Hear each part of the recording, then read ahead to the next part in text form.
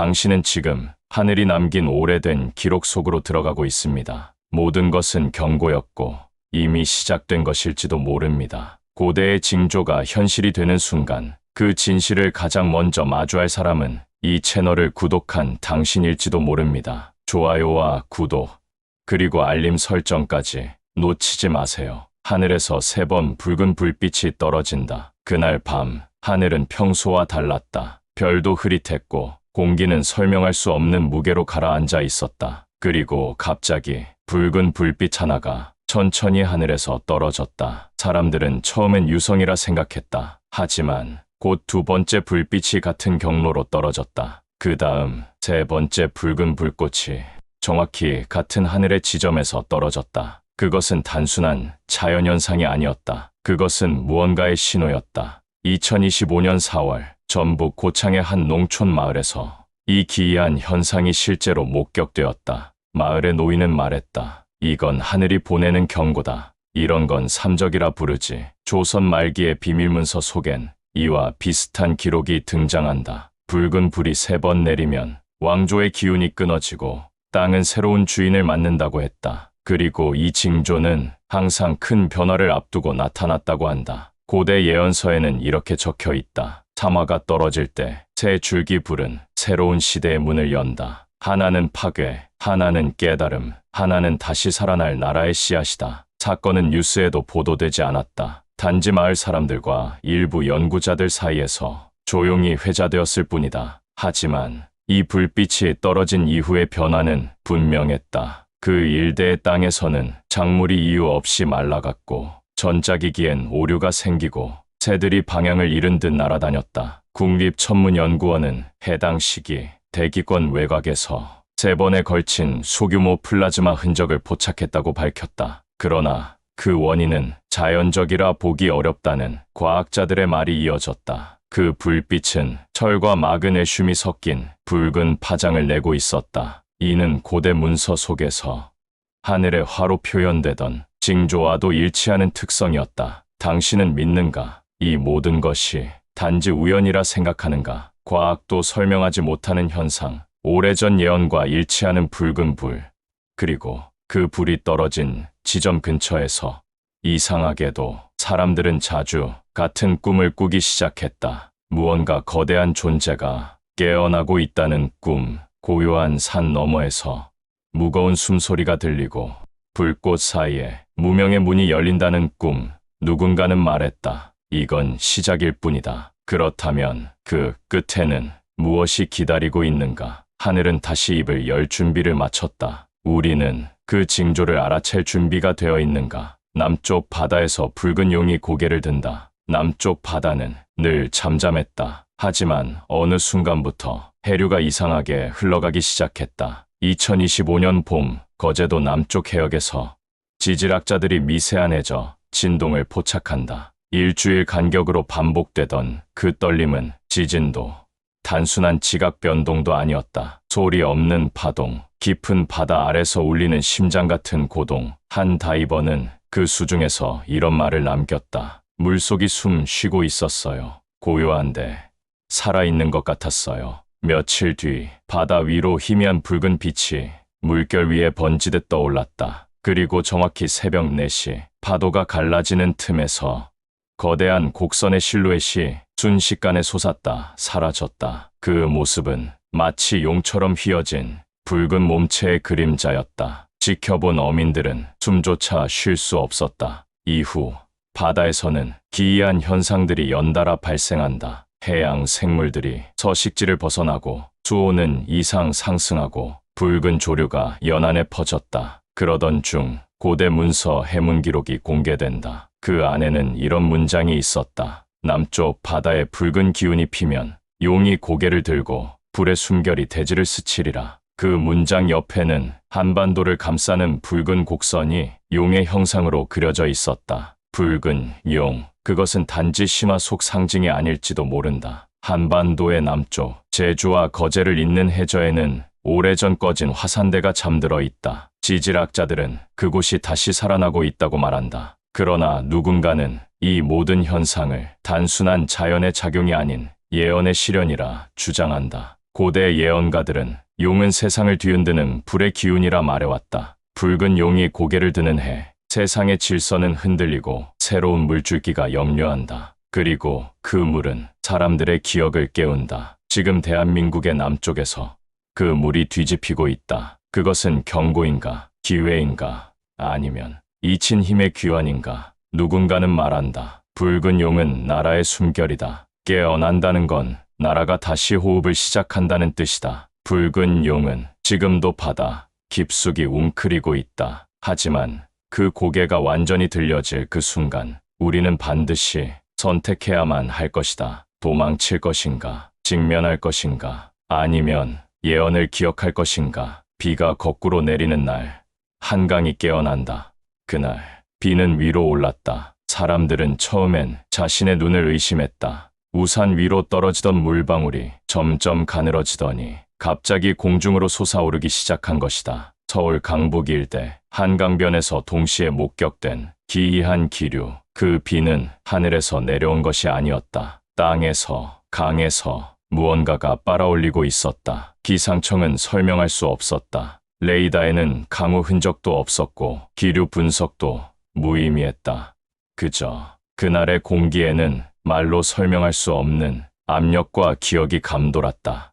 한강이 깨어나고 있었다. 한강은 늘 조용히 흘렀다. 수도 서울을 지나며 역사도 고통도 삼키며 흘러왔다. 하지만 그날 그 흐름은 멈춘 듯했다. 그리고 그 표면 위로 빛처럼 반짝이는 문양이 떠올랐다. 누군가는 그것을 고대 상형문자 같다고 말했다. 누군가는 단군 이전의 상징이라 주장했다. 한 예언가는 오래전 자신이 기록했던 한 문장을 꺼냈다. 물이 거슬러 오를 때 강은 숨겨진 말을 토해내리라. 그 말은 사람의 기억을 뒤흔들고 왕의 기운을 깨우리라. 한강은 단지 강이 아니었다. 이 땅의 핏줄이자 고대의 봉인을 덮은 자연의 천이다. 그 천이 이제 들춰지기 시작한 것이다. 사건 이후 한강변의 CCTV에는 기이한 그림자들이 찍히기 시작했다. 사람 형상 같지만 움직임이 반대로 흐르고 중력의 방향과도 맞지 않았다. 밤마다 강 위에서 이상한 파형이 감지되었고 강 바닥에서 고대 유물처럼 보이는 조각들이 떠오르기 시작했다. 문화재청은 이를 공식 발표하지 않았다. 하지만 관계자는 익명으로 말했다. 그건 누가 일부러 묻은 겁니다. 단순한 유적이 아닙니다. 한 예언 기록은 한강을 숨겨진 심장이라 불렀다. 그 심장이 뛸 때 이 땅의 운명이 다시 회전하기 시작한다. 사람들은 모르고 있다.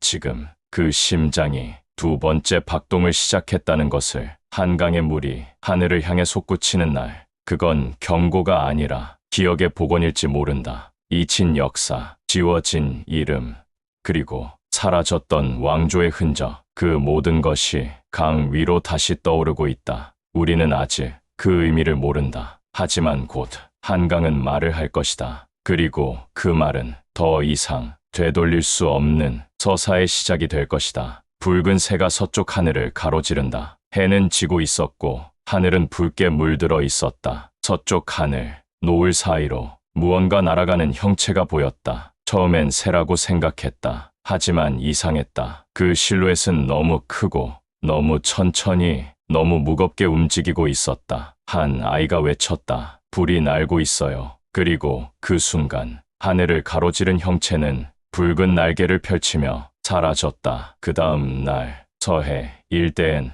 원인을 알 수 없는 이상 고온 현상이 나타났고 하늘은 계속해서 탁했다. 마치 누군가 하늘을 스쳐 지나간 흔적이 남아있는 것처럼. 서울에서 서쪽 하늘이 보이는 고지대엔 사람들이 모이기 시작했다. 그들은 한결같이 말했다. 그건 새가 아니었어요. 봉황이었어요. 조선왕조실록에는 단 한 차례 붉은 새가 서쪽에서 나타났다는 기록이 있다. 중종 11년 서쪽 하늘에서 붉은 빛의 형체가 날았고 이후 3개월 안에 왕위가 교체됐다. 고대 예언서에서는 이를 이렇게 말한다. 붉은 새는 불의 정령이며 왕조의 그림자를 태우는 존재다. 그것이 서쪽을 향해 날 때 세 번째 시대는 끝나고 네 번째 문이 열린다. 붉은 새는 단순한 환영이 아니다. 그것은 변화의 징조다. 권력의 구조가, 세대의 구도가, 시대의 기운이 바뀔 때 나타난다. 봉황은 죽음을 품은 재에서 태어난다. 붉은 새가 나타났다는 건 지금 이 나라에 재가 쌓였다는 의미다.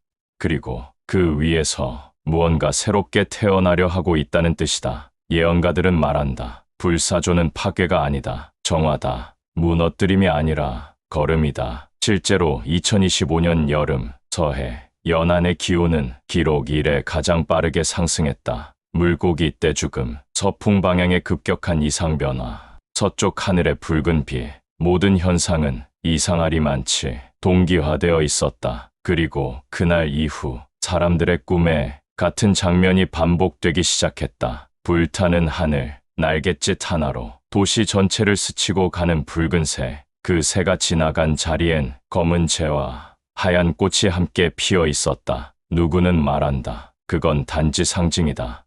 하지만 상징은 때로 현실보다 더 무섭다. 붉은 새가 다시 하늘을 가를 날, 우리는 무엇을 준비하고 있어야 할까? 변화를 두려워할 것인가? 아니면 그 불꽃 속에서 다시 태어날 것인가? 사라진 신단수의 그림자가 드러난다. 그림자는 빛이 있을 때만 생긴다. 하지만 그날 빛도 없는데 무언가가 땅에 긴 그림자를 들이우고 있었다. 2025년 가을, 강원도 어느 산 중터, 3일 동안 이어진 안개 끝에 낯선 형상이 구름 사이에서 드러났다. 길게 뻗은 줄기, 서로 얽힌 가지, 하늘을 향해 뒤틀린 뿌리. 누군가는 외쳤다. 저건 나무다. 하지만 자라고 있지 않아. 멈춰 있어. 그 나무는 분명히 실체가 있었지만 손을 대면 손을 통과해버렸다. 실존하는 것도 환영도 아닌 상태. 그것은 기억된 나무의 그림자였다. 사람들은 그것을 신단수의 그림자라 불렀다. 고조선 신화에 등장하는 천신과 인간을 연결하던 나무, 천재의 명을 받아 환웅이 내려온 그 신성한 나무. 그 나무가 어느 순간부터 사라졌다는 사실을 우리는 알고 있다. 그 흔적도 그 위치도 아무 기록 없이 사라졌다. 그런데 지금 그림자가 나타난 것이다. 그림자는 말한다. 나는 여기에 있었다. 그리고 곧 다시 여기에 서게 될 것이다. 고대의 기록은 말한다. 그림자는 실체보다 먼저 온다. 신단수의 그림자가 땅에 들이울 때 그 나라의 영혼은 다시 모이기 시작한다. 그리고 잠든 자들이 일어나 하늘로 향하는 길을 되짚을 것이다. 이상한 현상은 그 이후에도 계속됐다. 신단수가 나타난 산 주변엔 온기와 냉기가 동시에 느껴졌고 나침반은 방향을 잃었다. 동물들은 산을 피해갔고 식물은 급격히 시들거나 이상하게 빠르게 자랐다. 어느 노승은 그곳에서 밤을 지새운 후 이렇게 말했다. 나는 거기서 울고 있는 소리를 들었다. 사람의 소리도 짐승의 소리도 아닌 아주 오래된 시간의 울음이었네. 신단수는 단지 상징이 아니다. 그것은 이 땅의 시작이자 다시 시작될 그 무엇이다. 그림자가 드리워졌다는 건 그 시작점이 우리 가까이에 왔다는 뜻이다. 그림자가 있다는 건 곧 실체도 온다는 말이다. 그 나무는 시간 속에서 길을 잃었다. 이제 그 길을 다시 찾고 있다. 그리고 우리가 그 길을 함께 기억한다면 신단수는 단지 전설이 아닌 다시 살아 숨쉬는 이 땅의 심장이 될 것이다. 이제 우리는 그 나무의 그림자를 따라 걸어야 한다. 그 끝에는 어쩌면 하늘로 향하는 문이 다시 열릴지도 모르니까. 청룡과 백호가 동시에 눈을 뜬다. 옛사람들은 땅의 기운을 네 방향으로 나눴다. 동쪽엔 푸른 청룡, 서쪽엔 하얀 백호, 남쪽엔 붉은 주작, 북쪽엔 검은 현무. 그 중에서도 청룡과 백호는 늘 서로를 견제하며 세상의 균형을 지키는 존재였다. 동과 서, 시작과 끝, 생명과 단절. 그리고 지금 그 두 마리가 동시에 눈을 뜨기 시작했다. 2025년 11월 충청도의 한 산맥을 따라 이상한 흔들림이 감지되었다. 지질학적 이상은 없었다. 하지만 나침반은 멈추고 기압은 일정하지 않았고 일부 지역에선 땅속에서 울림 같은 떨림이 느껴졌다. 한 직관은 그 지역을 가리키며 말했다. 여긴 땅이 깨어나는 중입니다. 잠들어 있던 두 기운이 같은 시간에 움직이기 시작했어요. 그리고 며칠 뒤 사람들은 기이한 꿈을 꾸기 시작했다. 꿈속에서 푸른 용과 하얀 호랑이가 한 산맥에서 서로를 바라보고 있었다. 싸우지도 않고 달아나지도 않고 그저 조용히 서로를 인식하며 눈을 떴다. 예언서 중 하나에는 이런 문장이 등장한다. 청룡이 눈을 뜰 때 땅은 소생하고 백호가 눈을 뜰 때 정의가 움직인다. 두 눈이 마주하는 순간 그 땅은 심판도 부흥도 준비해야 한다. 예언가는 이를 균형의 신호라고 불렀다. 과거에도 청룡과 백호의 기운이 동시에 움직였던 시기가 있었다. 고려가 조선을 준비하던 말기, 한국전쟁 직전의 격동기. 두 기운은 변화의 전조다. 하지만 이번엔 다르다. 두 눈이 동시에 뜬다. 동쪽의 용과 서쪽의 호랑이가 한반도 중심축을 향해 움직이고 있다. 사람들은 그 움직임을 직관적으로 느끼기 시작했다. 서울의 동쪽 끝과 경기도 서부 지역에서 이상한 기류와 꿈, 그리고 소름 끼치는 기시감을 보고했다. 누군가는 말했다. 이건 그냥 변화가 아니야. 선택이야. 어느 쪽으로 기울지 모르는 거대한 추. 청룡은 생명의 시작, 백호는 옛 질서의 종결. 둘이 눈을 뜬다는 건 그 경계선에 우리가 서 있다는 뜻이다. 우리는 그 경계를 넘을 준비가 되었는가? 그들이 싸우지 않는 건 우리를 기다리고 있기 때문이다.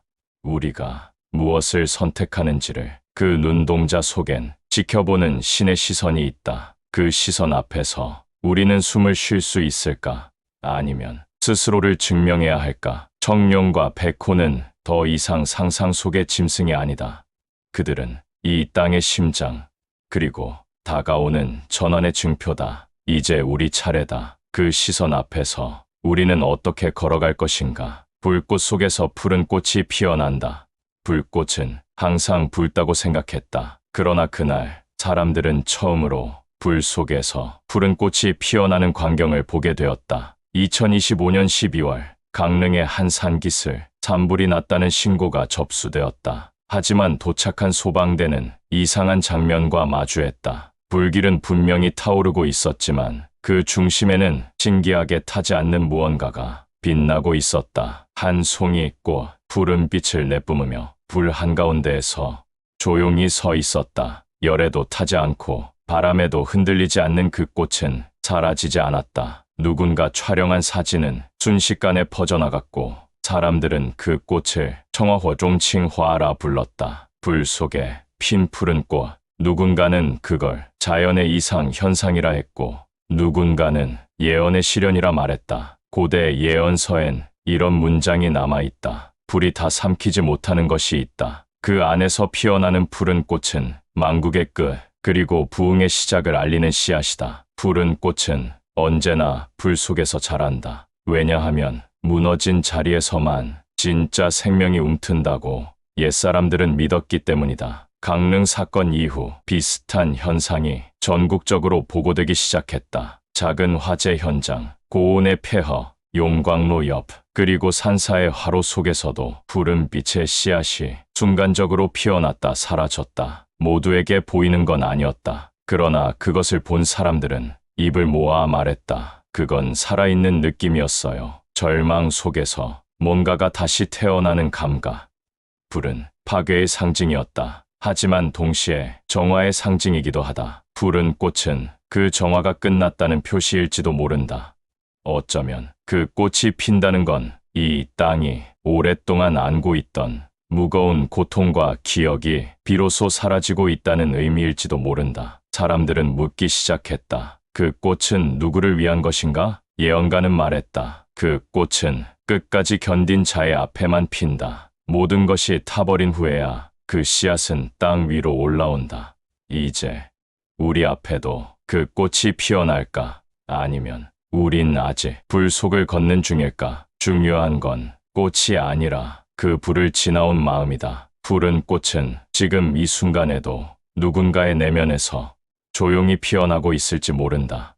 그리고 그 작은 생명이 모일 때 이 나라는 다시 자신의 색을 찾게 될 것이다. 우리는 지금 이 땅에 오래전 새겨졌던 예언의 흔적과 다시 마주하고 있습니다. 진화와 현실이 만나는 경계, 그곳에서 우리는 질문을 던질 수밖에 없습니다. 이 모든 건 단순한 우연일까요? 아니면 이미 정해진 흐름 위에 선 걸까요? 당신은 어떤 장면이 가장 인상 깊었나요? 예언 속 상징 중 현실과 맞닿아 있다고 느낀 것이 있나요? 지금 이 순간 여러분의 생각을 댓글로 남겨주세요. 당신의 한마디가 다음 예언의 시작이 될지도 모릅니다. 아래에 당신만의 해석을 적어주세요. 우리는 지금 함께 이 시대의 징조를 보고 있습니다.